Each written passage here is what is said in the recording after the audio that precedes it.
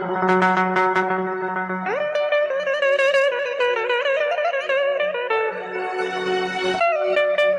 qoxusu xoş olan bir parça kağız, milyon məna verən əl çirkisən sən. Düşməni dost edər, dostu isə düşmən. İnsanı hörmətdən salansan ey pul. Gah dəli aslansan, gah da ki dovşan. Gah sakit bir quzu, gah əfi ilan. Mələk donlu qızları edirsən şeytan. İllərin sevgisin heç etdin ey pul.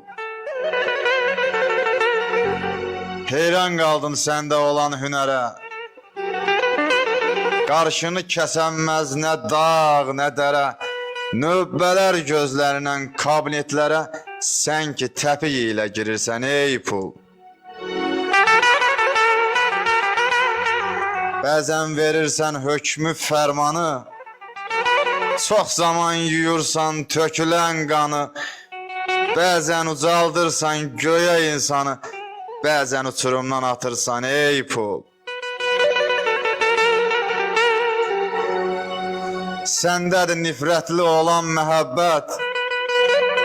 Qüvvətin, dözümün dəhşətdir dəhşət. Dərdindən qızlar da sənədir həsrət. Yalancı sevgini qoruyan ey pul.